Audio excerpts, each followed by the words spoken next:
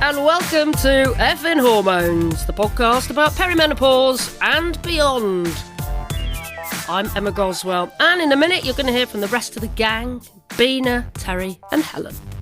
This is the podcast where you get to share as we vent, we swear, we laugh, and we generally support each other through the fact that your effing hormones might be giving you the runaround.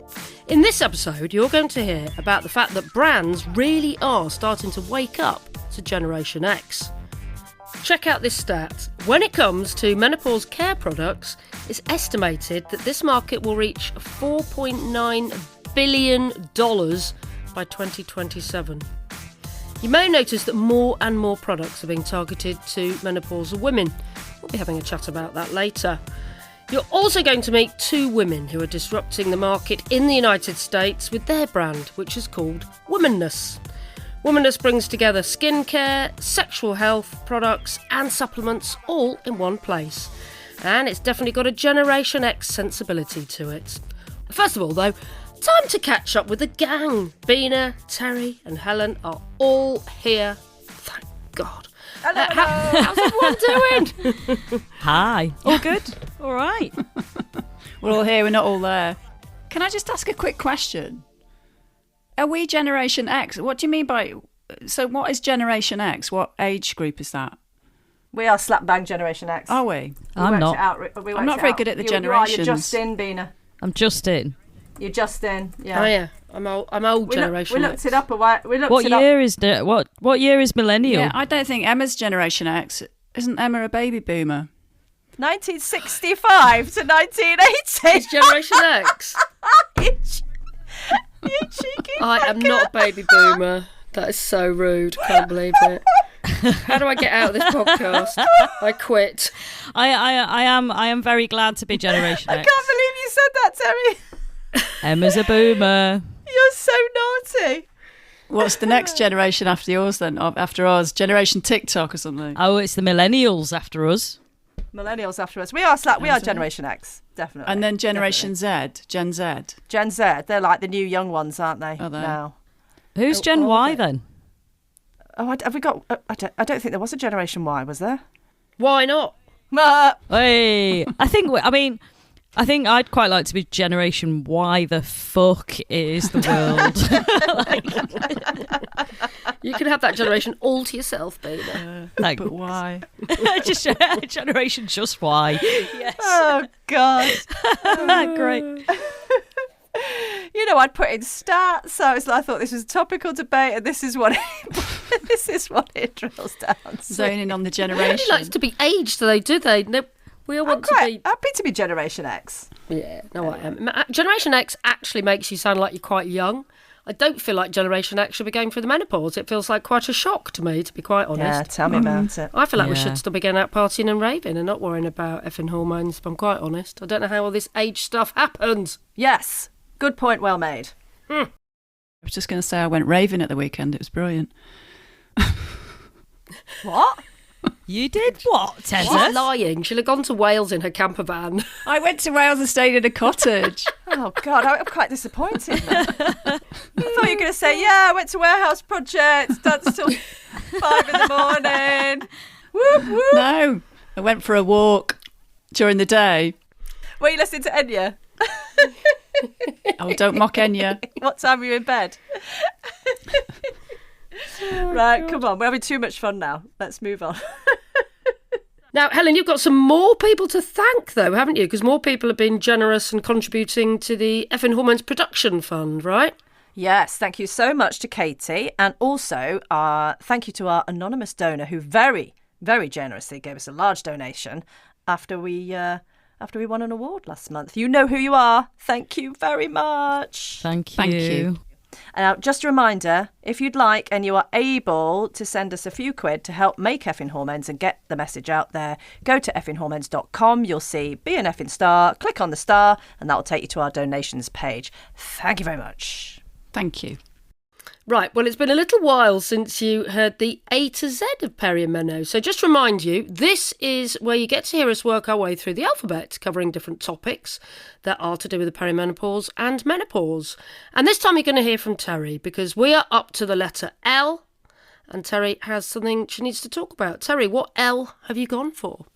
God, that sounds really ominous. I've got something I need to talk about. Right, girls. Dun, dun, That's a bit, doesn't it? Yeah. No, in all seriousness, I had a bit of a stressful summer because at the beginning of summer, I found a lump in my breast. So L for lumps. I found a lump in my right breast, and I thought, right, I'll leave it for a few weeks and see if it's hormonal, because your breasts change, don't they, when you're having periods and every month, and when you're still having a cycle, and they can get sore and everything else. So I thought, I'll leave it for a few weeks, see what's going on, and see if it goes. And it didn't go, and I was quite concerned. So I got an appointment with a GP who concurred that there was a lump. And I was put on the, what is pretty normal for a woman who presents with a breast lump, is you get put on the 2-week cancer pathway. So they use the C word, the cancer pathway, to attend a breast clinic. Gosh. I know. And she did say, look, it's probably nothing. It's probably just a cyst. Probably nothing to worry about. But you see that word, and I heard that word, and I have a familial family history of breast cancer, and I lost my auntie to breast cancer when she was very young. And my grandma died from cancer, so there's definitely a family link there. So there was, a real concern. I was really quite worried. But God, basically, the GP said, because of all the delays, because of the impact of COVID on all the waiting lists, it might be an 8-week wait for the clinic.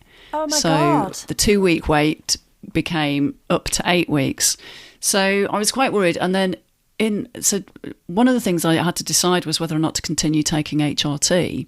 So at that point, I did a hell of a lot of research, a lot from the Balance app and from Louise Newson's website about the risks and everything. And I made a decision to continue taking HRT for the quality of my life, because I was already incredibly anxious, and this just sent my anxiety and it's sort of spiralling. Did your doctor not advise you at all then? You just sort of felt like you had to do your own research? She told me it was my decision, and to consider stopping it while I was waiting, because it could have been an estrogen receptive breast cancer if I had breast cancer. Thankfully, I didn't. I'll come back to that in a minute. So I looked at the risks of and the likelihood of that, and I did a lot of proper research, peer-reviewed research, etc. And I made a calculated risk that for the time that I was waiting, I was going to continue taking HRT. I finally got to the clinic. It didn't take 8 weeks, thank God. It took 5. And I went to the clinic, and I can only say, I mean, they are getting an absolute hammering in the NHS at the moment, but they were absolutely amazing. Yeah. I think I saw 6 different NHS staff that night, because it was an evening clinic they got me into. Okay. Wow. So it was quite late in the evening as well. So I saw nurses, I saw a consultant radiologist, a consultant breast surgeon, a consultant someone who did it. So I had a mammogram. They went through the results with me. They found 2 lumps actually. So I'd only felt 1, which is why women, if you get asked to attend for a breast screening, you really must make it your priority to go, because you don't always feel lumps. The lumps were actually breast cysts. Now, I learned quite a lot about these from one of the consultants that night. If you're in perimenopause, this is another one of the symptoms that's not actually on the 48 that we've gone through. For God's sake, no way. If you're in perimenopause, Wow. you're more likely to have breast lumps and cysts. You're more likely to develop cysts. Now, cysts are benign, but they're basically fluid-filled sacs in breast tissue, and you get more of them. And you also get more of them if you take estrogen. So if you're on HRT, you're also more likely to develop cysts, which they're benign, they're not problematic. And they're very common in women aged between 35 and 50, regardless or not of whether you take HRT, but HRT can increase them. So with all that worry and everything, I was very worried. But they did what's called a needle aspiration. Basically, they shoved a needle in, kept jamming it in to try and get into the centre of the lumps, and then they drained them there and then. So I was quite relieved that basically that night that you were there. They did it that night, yeah. So it's pretty bruising, it's pretty sore, it's pretty painful, but I was glad that they did that. Terry. So, yeah. Oh, I'm so sorry. We didn't know about that either. Yeah, no, I just thought it was important to mention it, because I think that the main thing, I've always known to check my breasts because of the loss in my family when I was younger. I've always known that, and my sister lost her friend to breast cancer. And I know people who live with breast cancer. So 1 in 7, 1 in 8 women? I think it's 1 in 7 women are at risk of breast cancer. So we need to check our breasts and we need to check them regularly. But what I didn't know was if you can indulge me, I just want to go through how to check my breasts. Or how do it, because I don't know, and I'm going to hold my hand up and say I am rubbish and I don't do this, even though I know people who've had it. And I will say, because Abigail, God rest her soul, would want me to keep reiterating this. This was her mantra for a long, long time. Fill your boobs and bits. And sadly, you're right, Terry, not enough people know how to do it properly. So if you ignore the rest of the podcast, if you don't remember anything else that we've said through the whole podcast, please listen to this, because this is really important stuff. Yeah, thank you. Go on, Tessa. Okay, so I'm going to read this out because we're going to put the link in the program notes. Put the link in the episode notes for the podcast. Yeah, absolutely. Okay, so how should I? This is NHS website. How should I check my breasts? So look at your breasts and feel each breast and armpit and up to your collarbone. That's the bit I didn't know about. You may find it easiest to do this in the shower or bath by running a soapy hand over each breast even, and up under each armpit. You can also look at your breasts in the mirror.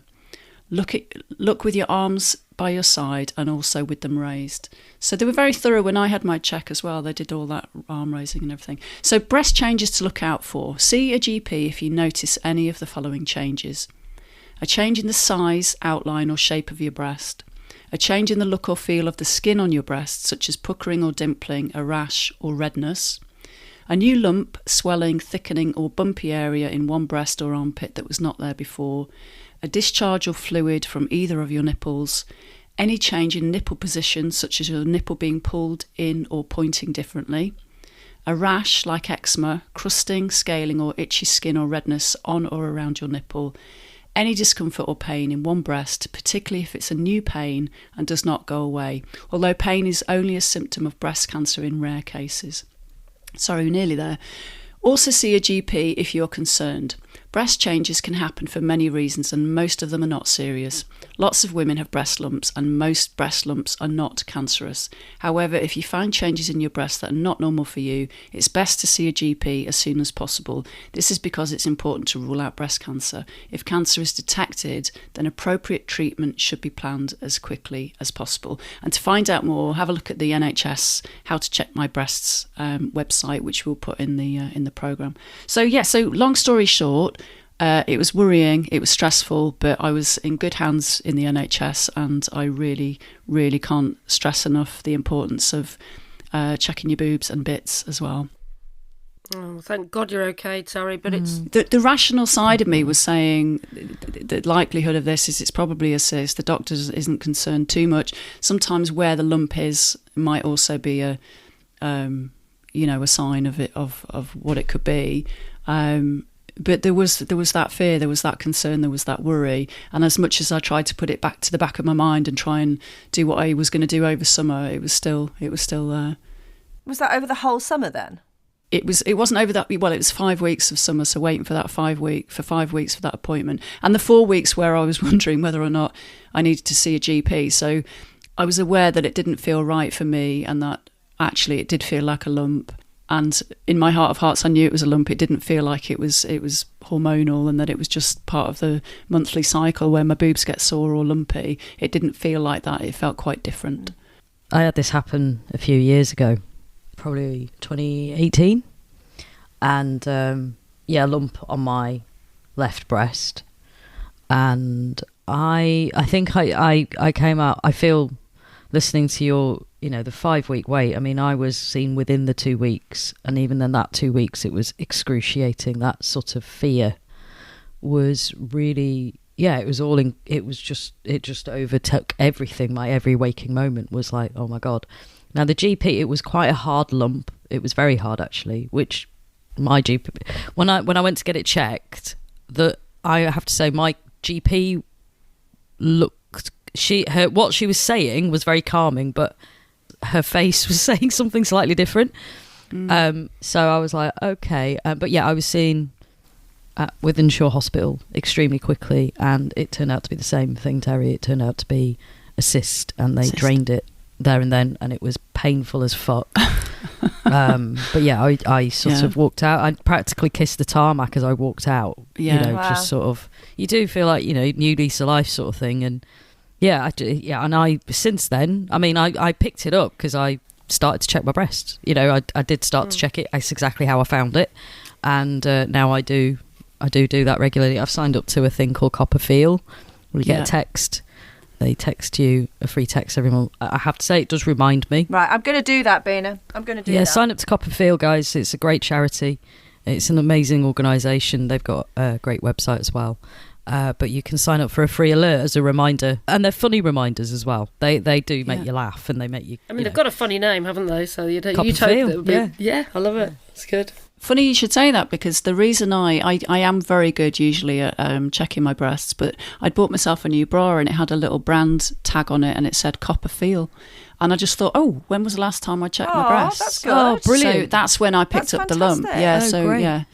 Yeah, no, they're very cool. And funnily enough, or not funnily enough at all, the exact same thing happened to me in my 30s as well. And so we've all been to the same hospital, well, 3 of us out of 4, for exactly the same procedure. And luckily mine was benign cyst as well, and I had it taken out there and then in the same place. So, yeah, incredibly worrying. This is the thing. I didn't realise how common it was and how many people have experienced it until I discussed it and mentioned what was happening to me. And I probably could have, spared myself a lot of worry if I'd told people what was happening. There's a lesson in life for lots of things. What I didn't know until you just said was that estrogen link. I had no idea about that. Yeah. Yeah. No idea. Well, I learnt all that with Abigail. Her breast cancer was estrogen fed as well. So I learnt all the links about all these things. And I have to say, it's now so ingrained in me. Having lost a sister to breast cancer, I check my boobs pretty much on every few days in the shower, actually. It's just become part of my routine now. Check it in the shower, stand in front of the mirror to look as well, and do both things at least twice a week. So the more women that can start doing that, and men actually, the better, really, because we all know that early diagnosis is absolutely vital for this horrible, horrible disease. So, agreed. Thank you for talking about that, Terry. I know that wouldn't have been easy for you anyway. It was. At least I didn't have to do the demonstration. At least it's a podcast and not a YouTube channel. Yeah. I mean, the listeners don't know, but you were actually doing it as you were talking. That's a different kind of podcast. Yeah, you can put your bra on now, Terry. But it does just go to show like how important it is to talk about things, even if you do find it difficult, because like you just said before, Terry, actually, you didn't realise how common it was. And I find it difficult to talk. If I'm going through a difficult time, I find it really difficult to talk. I just sort of retreat and go and hunker down. But actually, it's a bit of a mental note to kind of say it's okay to talk about difficult stuff. Yeah. That's why we're here. Yeah. So just share it with the universe.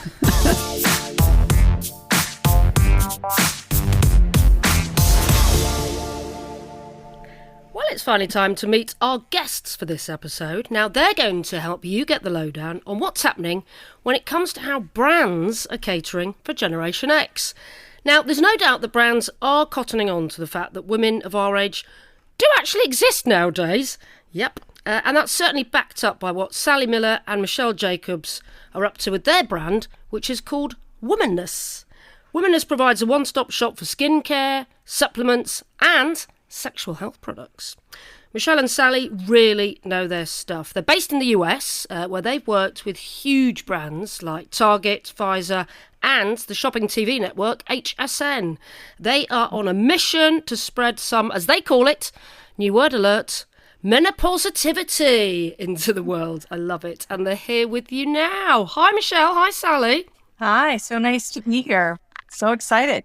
I'm excited. I'm excited to find out all about menopositivity and how you came up with that. But first of all, if you could just introduce yourselves and tell us a bit about what you each do in the company. Sure, I'll go first. So I'm Michelle Jacobs. I'm one of the co-founders of Womaness. And as Sally will explain as well, we both have had long careers developing lifestyle brands for women. I spent a long time at Real Simple Magazine, which is a women's lifestyle brand here in the US, where we develop products under that sort of umbrella. We actually launched them at Target, which is where I met Sally. I also worked at Home Shopping Network, again, developing women's lifestyle brands. And Sally has a very similar background to me. And that's sort of how one of the ways we came together to develop Womaness. But Sally, I'll let you explain your background too. Yeah. Well, like you said, I was at Target stores in the headquarters as a merchandiser and a marketer for about 25 years. Had an amazing career there. Just did so many fun projects, like all the designers that made Target really cool at the time, like Missoni and Luella Bartley and so many British designers. And then left to start my own business about 12 years ago. And during that time, helped create a clean skincare brand that sold in the States and a fashion line and so many different experiences. But really, Womaness came together for Michelle and I really out of our own personal journey through midlife and menopause. So, well, we'd like to hear a bit more about that, really, because our podcast is all about sharing some of our intimate details of our lives and bodily functions. So it was obviously quite bad for you to then set up this whole business based on it. What was it like for you, Sally? Yeah. So in my, I would say, mid-40s, I started to experience perimenopause. I knew I was going through some change because my period used to be very regular, and then all of a sudden it became very erratic. And I had, just a lot of sleep issues. But I thought menopause was just erratic periods and hot flashes. I didn't realize it was so much more than that. So I just kind of carried on with my life and became more moody, probably a lot of anxiety, and just carried on working, traveling a lot, kind of blaming my issues on stress, and didn't really realize menopause was so much more. And I signed up for a physical at the Mayo Clinic, which isn't too far from my home in Minnesota. It's a renowned medical institution. You've probably heard of them. And found myself in a really interesting conversation with a female doctor. And she really did a great job finally educating me about menopause and recommended at the end of my conversation that I try some products that were available on Amazon. And I went home that night. And of course, my husband was so excited that I was finally going to deal with my vaginal dryness. Unbeknownst to him, I remember disappointing him because I said, I am never buying any of these products. Never, never. The products were just outdated. And, overall, the selection was just really outdated. And that was really the moment for me personally to think, why am I creating these brands for all the millennials? Why am I not tackling the space for women like me? And then Michelle and I got together in New York a couple months later and was telling her about my experience and the desire to tackle the space. And she was so excited because she was seeing all these women in their 40s and 50s around in her life, like leaving their jobs, wanting to finally pursue something that they've always wanted to do, kind of at the end of their rope, but excited about the future. It was a positive thing, and it was kind of like a rebirth. So we took that knowledge and that kind of insight, along with the lack of education and the lack of products, to really create Womaness. And we really felt strongly that it needed to address all three parts, inspiration, education, and innovative products. I'm really interested in what you said there, Sally, the fact that you didn't know that you were going through perimenopause. And something that is the whole reason why we did Effin Hormones was basically because we didn't know about it either. Our mums hadn't talked to us about it. We weren't getting information from medical experts about it. It'd be really interesting to hear from both of you, actually. What has that been the same in the United States? Has it something that has not been talked about? Yeah, I mean, we hear it from women every single day, our own customers or women in our community. It's almost shocking to us. I mean, we both didn't know very much about it when we first started, but it's really shocking how little everybody knows about menopause and all of the symptoms that go along with it. And I think a lot of women are very similar to Sally, where they have issues and they don't really know why. They don't associate it with menopause. They feel like, what's wrong with me? Why am I feeling this way? And I think if we all understood that there are all of these symptoms over 40 related to menopause, I'm sure you guys know this, that you would not feel so alone in this whole experience. I mean, I'm in a very different situation than Sally. I'm actually in perimenopause right now. And I Our get sympathies. Join the gang. I have ovarian cysts, and they just started in my late 40s, and I went to my doctor, and basically he's like, yeah, your ovaries are basically like shutting down, and like this is them misfiring. I mean, it was obviously a bigger explanation than that, but it wasn't until I was at an event for Womaness where I met a doctor, explained my situation, and she said, you are full on perimenopause. This is totally normal. These are things you could do about it. But again, my own doctor was a little bit like, oh yeah, this just happens, without giving me the real explanation that I needed. Why do you think that is, that there's been this taboo and talk? I mean, is it the same in the States? Because really, well, certainly what's been happening in the UK is that you get to 40s, mid-40s, and women have been ignored in all areas. Everything from advertising to like actresses not getting certain roles anymore. It's a massive thing. Is that the same in the States? Oh, yes. I would say it's very much the same. Yes, I mean, we've talked to actresses that are worried about talking about menopause and even working with us, even though they love what we're doing behind closed curtains, but they're afraid they're not going to get any more roles because they'll be written off as, over the hill, so to speak. So I think it is the same in the States, and I think it's starting to change. And it takes all of us. It takes the media, it takes Hollywood, for everyone to just start opening up the conversation and realizing this woman in her 40s and 50s, we're producing powerful things and we're doing amazing things. And whether it's for our family or our careers, giving back to society, we have so much wisdom, so much passion, and there's so many countless examples of women we're all doing amazing things, right? So it will change, but it's so many centuries of this stigma. And you're right, our moms didn't really explain anything to us about menopause. So it's been hush hush. And even the way our moms went through it, where she thought, my mom really is still in denial that she even went through menopause, and she's 84 because it means you're old. And I think we just know that that's so not the case anymore. Yeah. Did either of you go down the HRT route? It's interesting that your doctor said, go on Amazon and buy these products rather than suggesting a medical intervention. Yeah, well, this is an interesting story. So at that appointment, she wanted me to start on like HRT, more of the lotion, the lubricant with HRT.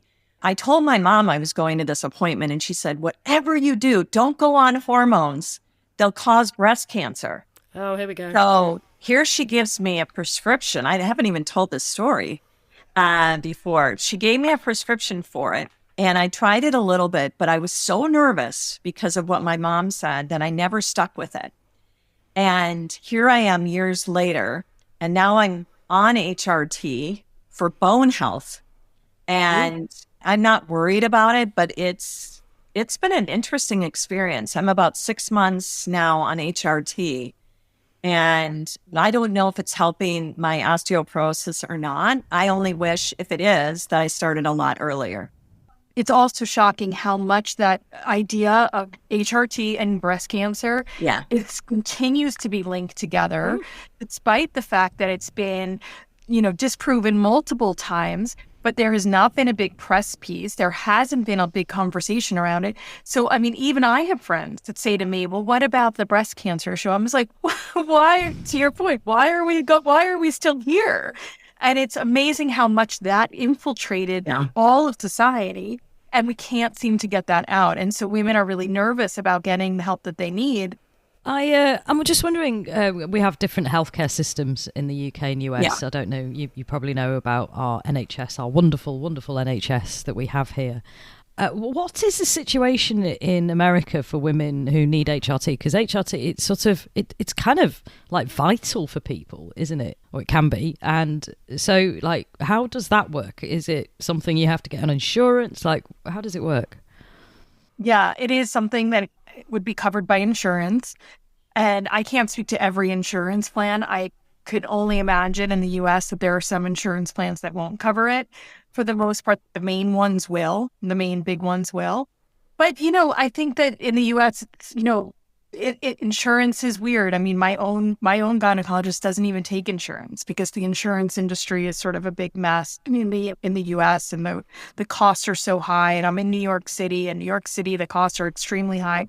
So it's really it's not consistent and it's not everywhere. And so for some women, it's either not affordable or they're stuck going to a doctor that maybe is not as knowledgeable as someone who's an expert and can really charge whatever he or she wants and, has a real expertise in a certain category. It's a big mess. And I will also add that a lot of from what we understand, menopause is not taught necessarily in medical school. It's an optional Same class. here. Yeah. So we're looking at very hit or miss on who your doctor is and whether or not your doctor has been educated in these issues. A lot of women stick with their OB throughout their life without thinking like, oh, I really need a gynecologist who specializes in women over 50 or specializes in menopause. It's really not clear. And it's, I think it's a disservice for women not really understanding all the things they could be doing. So how much would like a month's supply of HRT cost? Would you have any idea? I would say maybe $100. I don't know, because when my insurance is covering at least a portion of it. So, Right. when I go to the pharmacy, I'm not paying the full price. But then there's estrogen I'm taking, and then there's progesterone. So there's 2 different prescriptions that I have that I'm supposed to be taking. Well, this is all scarily familiar stuff, but we should probably move on to talk about Womaness a little bit. I'm interested to hear about how you decided on the products you were going to sell. I presume you did a lot of research with women in the run-up to launching. What sort of things were they telling you that they wanted you to provide, basically? When we first started Womaness, we did huge focus groups with an enormous amount of women, all in our demo.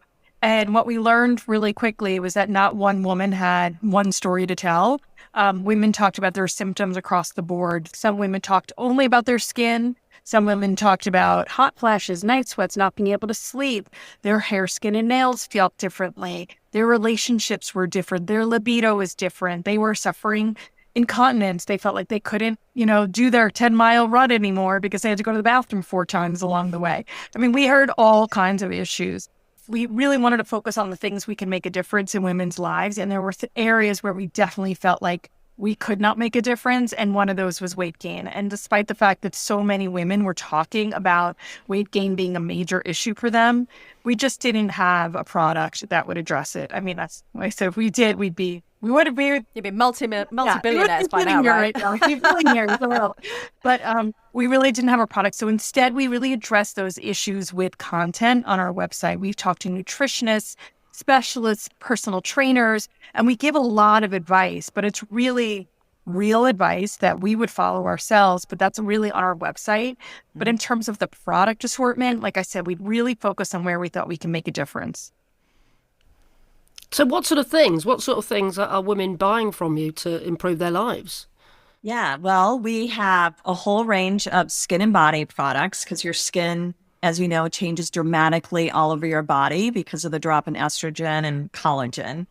I know personally my skin used to be oily and now it's super dry. So we have 2 of our top best-selling skin and body products are Let's Neck, which is a neck and décolleté serum that you roll on with the cooling roller ball. It's fantastic. Sorry, everyone's smirking because I'm really excited about Let's Neck. Yeah. Brilliant name. So I'm like, every time I look at my neck, I'm like, oh, women hate their necks, even though I hate my neck. They're lovely, but we all hate our necks for some reason. And so it's really important to hydrate that area. It has a little bit of tightening ingredient in that just tightens the skin a little bit. But a lot of what Michelle is formulating, because Michelle takes the lead with our formulator on all the product development, we've really focused on hydration and smoothing. But hydration is key in protection of that thinning skin, because during menopause, your skin thins out dramatically just because of that damn drop in estrogen. And then the other product that is one of our top selling body products is called The Works, which is our body cream.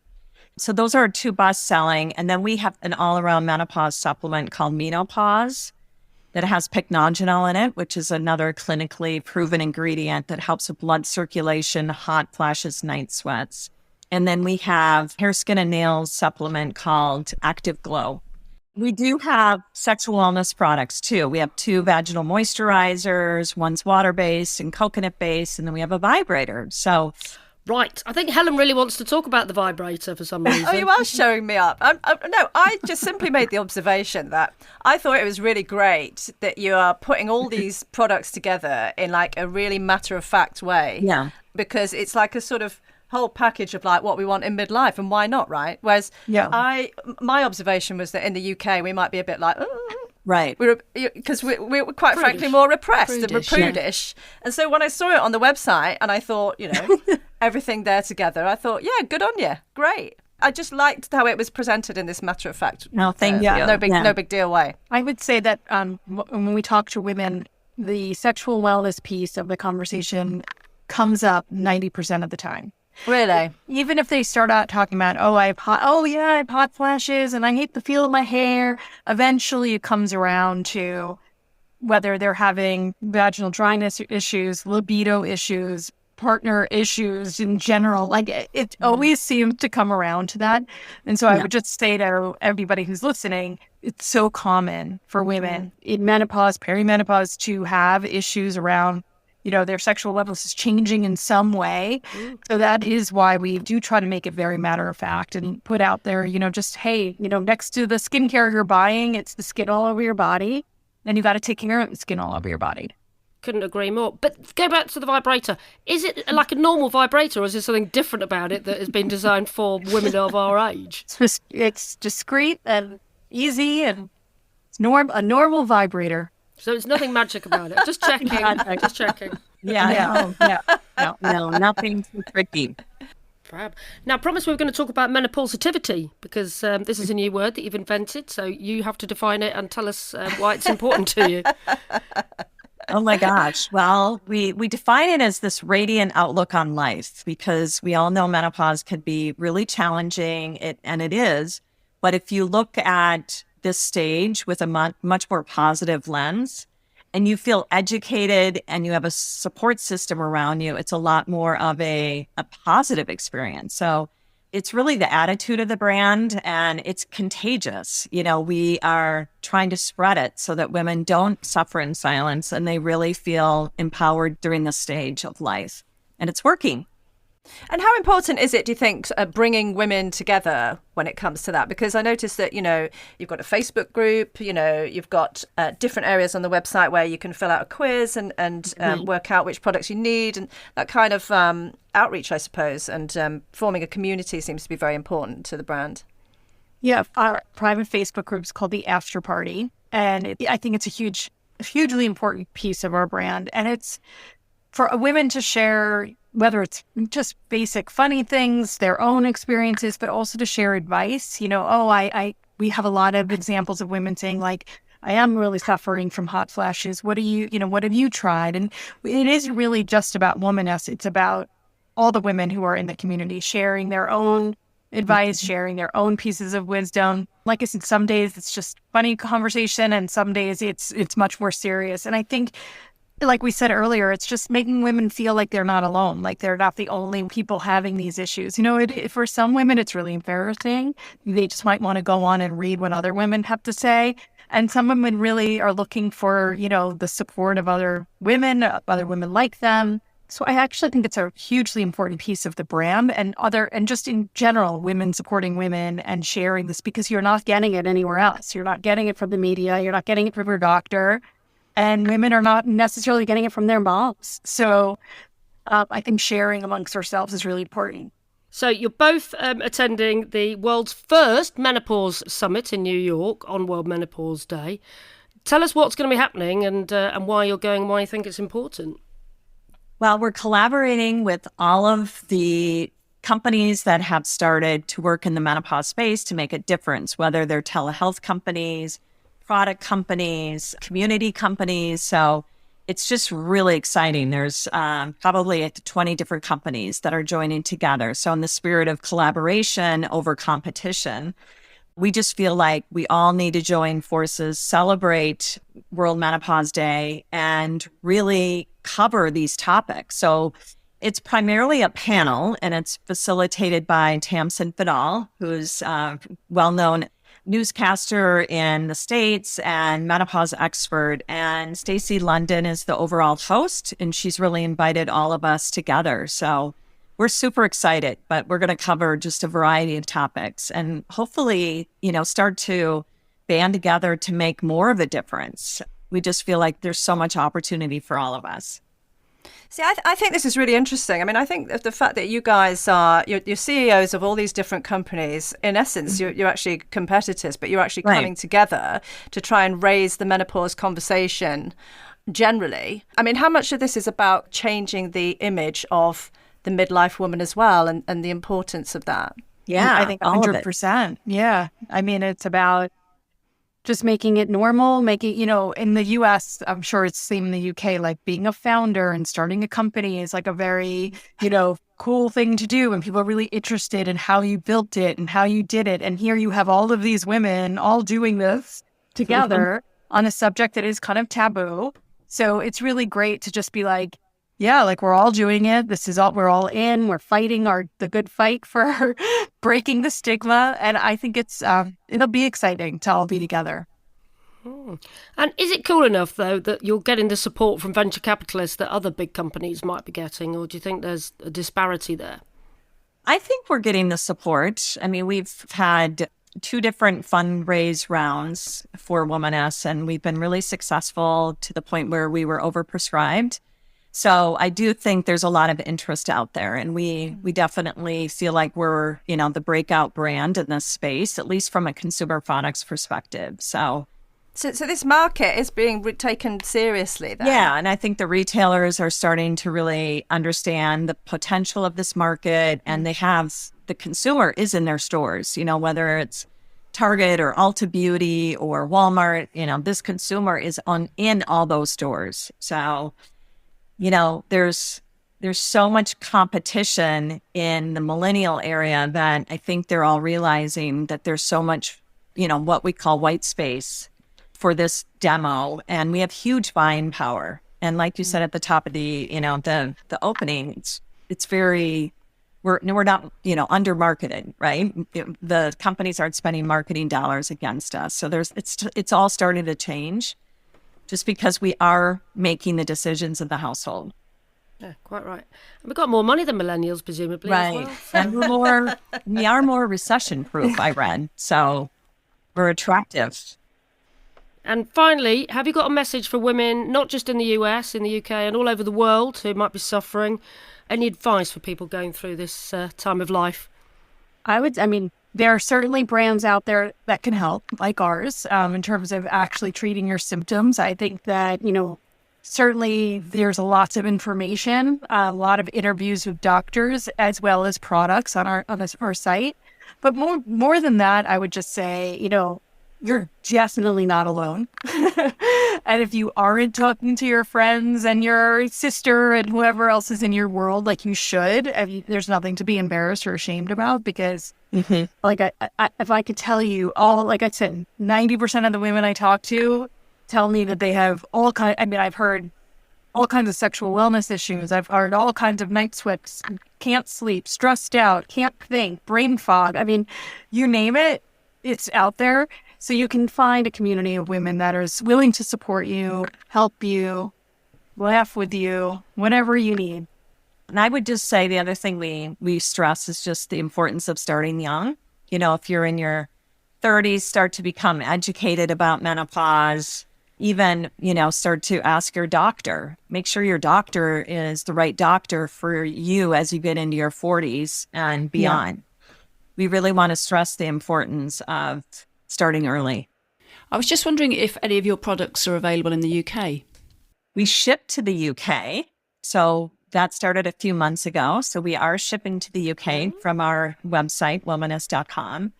We are not available at any retailers yet, because that's a huge operational hurdle that's on our plans for down the road. But right now we're shipping. So we're really pleased with that, because we've gotten so much interest from the UK in particular. Fantastic. I think Helen will definitely be getting the Let's Get Necking cream. What was it called? Let's neck. Let's Neck. Thought you were going to say something else then. Do you know what happened then? I've been so good at moisturising my face, right, throughout my whole life. And then basically what I haven't done is moisturise my neck. And so I've kind of got into my 40s and I'm like, oh dear. I didn't put that groundwork in with the moisturisation. A little turkey wobble. Oh. Yes. All right, Terry, thanks for that.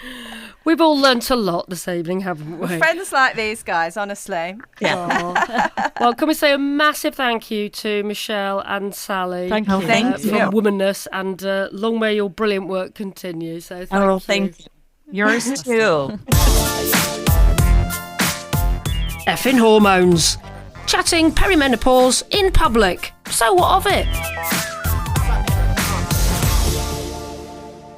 So what do we think of that then? I mean, not just them, but so many brands in the US and here in the UK really targeting us menopausal women. Are we liking that? There's all these products available, or do we feel a bit marketed at? How do we feel about it all?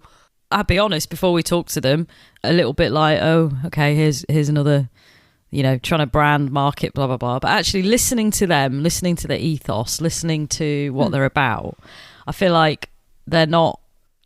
I think there are some corporate companies who are being quite sort of, oh, let's have a menopause policy, let's do this, let's do that. But actually it's the follow through with it, if that makes sense. So it's all very well talking about stuff, but what's the action? Whereas what I love about listening to them and what they've got going on is there's a lot of heart to what they're doing. It's not just brands, market. There's a lot of heart in in their story and in the products they're making and in the community they've created over there on their Facebook group. So yeah, I'm sort of, I think it's cool. And you don't mind so much being marketed to, do you, when it is other menopausal women who have gone through it and understand the symptoms? Exactly. Rather than some big corporate brands who are going, oh, here's another bandwagon to jump on. And we should do it, So yeah, I'm cool with it. I think good for them and good for us for having neck creams and vibrators and things like that. How did I know you guys would pick up on that, huh? I mean, I think with this whole subject, we've got two different massive issues here, haven't we? We've got health inequality, which we have found out so much about throughout, from starting Effin Hormones up to this point, right? And access to HRT in the UK, which is quite specific to us, because clearly in the United States they've got a very, very different healthcare system. So we certainly... Oh my God, it blew my head. I know. $100 so we certainly a can't month. make any comparisons there. Wow. Actually, the one thing that I did think we could make a comparison here is so many women in the past that we've had to speak to have had to go private in order to be taken seriously and also, get access to HRT. I mean, you're one of them, Emma, aren't you? I am. I spent £1,000. And I can remember speaking to Totes in a Propes, who was our very first guest on Effin Hormones, and saying to her in my research chat with her, like, what about, have you gone down the private route? And she made such a good point in that she said, how do you know who to go to, because there are so many different symptoms, there are so many different issues. How do you know? I mean, you could end up spending loads of money before you've even found out what it is, right? So you've got health inequality on one side, but on the other side, and this has always been really important for me with Effin Hormones, was sort of changing the image of women in midlife and changing that representation. If you Googled 45-year-old women or whatever. And like it or not, and I'm not saying this is a good thing or not, but the fact is, if you've got advertisers who are representing women of a certain age better, then that is going to change that image culturally. And that's why things like Womaness, I think, are important. And I found it very interesting that they said that our market of our age, it is now being taken seriously. And that is good. We need to be taken seriously. I agree, Helen. I think because basically, even though it's brands, I am a brands nightmare because I have never been into brands. I've never been into the trainers. I've never been in, maybe it's because we couldn't afford any of that when I was younger, but I've never fell for branding of any kind. I'm really tricky to sell to. But I suppose I'm getting to the point now where I found myself buying supplements, which I would never have done before. So, it's things like that. So I wonder whether the fact that more and more brands are discussing menopause and are making us more aware of the things that are available, and there are new products. I mean, even my friend, she works for a bed company, and they've got a new mattress. I won't say which one because they might sponsor us. There's lots of new opportunities for companies, but also tapping into, like you were saying, we've all got a bit more money at this time of life, or mostly a lot of people have at this time of life. Not at the moment, but yeah, tell me about it. With the cost of living crisis. But yes, I agree. What have we bought then since going through all this? Because I have bought some stuff. I tell you, I've bought an anxiety blanket, right? Oh, yeah, me too. And I love my anxiety blanket. If you don't know what it is, they've got little beads in them. It weights down and it makes you feel like you're being hugged when you go to sleep. It sounds like my idea of hell, that. Ugh. Yeah, it was my idea of hell. Oh, I love mine. Absolutely love it. And I tell you what else I bought. I bought this magnet that you put down your knickers. Oh, stop. I know someone else that bought a fanny magnet. Oh, I've used one of them. Is that what we call it? Oh my God, fanny magnet meant something else when I was It's not growing called up. a fanny magnet ever. It should be. But why are you putting it down your knickers? I don't even know what it's called. The only reason why I bought it, right, is because there were two women who were older than me in the office where I used to work, and they were menopausal, and they had both talked about the magnet. A couple of them said it worked for them, for their menopausal symptoms, right? So I was like, okay. Does it help you find your true north? No. No, but I tell you what does happen, right? Right, you put it down your knickers, right? It clings to your belt. Well, I got caught in the supermarket. You know, you like buy what's the thing called where you have all your... Oh my God. Where you have the conveyor belt. I was standing by the Conveyor conveyor belt in the supermarket, and I just heard this thwack. Oh, you didn't get Right? stuck. And the front of my trousers was stuck. was stuck to the conveyor belt. Oh my God. Oh my God. Oh my God. Do you want any help with your shopping? No thanks. I've had the magnet when I've had it on, and then, like, you know, when you like doing your belt up or something, and then it just sticks to your belt, and then it just like sticks to your belt, and then you're like trying to prise it away from your belt, but that getting stuck to a conveyor belt, brilliant. I could just picture it now. Oh my God. You wouldn't want to keep it in for a trip to the airport, would you? So it didn't do anything for me whatsoever. But Bina, I'm interested in the fact that you said it worked for you. It seemed to ease, Did it? like, period pains. Oh. Really? Yeah. And I used to, I mean, I still do. I really suffered with, I kept in agony. Aw. And it did ease it. I mean, it might have been the million painkillers and every, you know, all of it, but like it did, like, out and about. I used to be on the road a lot for work, and you can't just, you know, just have a hot water bottle when you're out working and stuff. So yeah, I used to sometimes have it on. And But this is the whole point, isn't it? You get to the point where you're bloody desperate, and you're just like, right, I'll just try whatever. But I'm swearing by my anxiety blanket. I'm telling you, honestly, I love it. Like when I go and stay somewhere else now, and I haven't got it because they're heavy. You know, they are heavy. If I don't have it, I don't sleep as well. I love it. I love it so much. oh God, it's making me, just you describing it's making me feel like I need to, like, ugh. Yeah, it's really horrible. So listen, look, we've bought stuff basically, and I like nice moisturisers. I do. After Louise Newson, I've got the magnesium supplements, I've got the vitamin D, I've got the cod liver oil, which I had already actually, so I was quite chuffed when Dr. Louise Newson started talking about those as supplements. The only other thing I've got, which I don't buy myself, but my mum keeps buying me, is the caffeine hair shampoo. Oh yeah. Which is like, I don't know whether she's trying to tell me something. But, you know, for balding and for losing your hair, but yeah. I've had that and I've used it, and I can't remember buying it, but maybe I did. But I found some at my parents' house and went back there, and I've been using it as well to no effect or no difference whatsoever. But anyway, I mean, I think, look, it's a difficult time of life. You can lose your head. Let's face it, we've all talked about that before. So, you know, just try and do a bit of research and, like, think before you buy, I guess, which we're all doing with everything right now at the moment. Let's face it. and if you too have tried a fanny magnet and had hilarious consequences, do let us know, please, on social media. Well, get in touch via the website effinhormones.com. Can't wait to see your emails. If you've got a situation that goes with my conveyor belt, I want stories about the magnet. Go to the website effinhormones.com. Send us an email. Yeah, you might want your profanity filter on. Well, that's it for this episode. A big thank you for listening to Effin Hormones. And if you're enjoying the podcast, then please do check out our website, effinhormones.com. And if you're able to throw a couple of quid our way, we'd be ever so grateful. Click on the star under Be an Effin Star, and that will take you through to our donations page.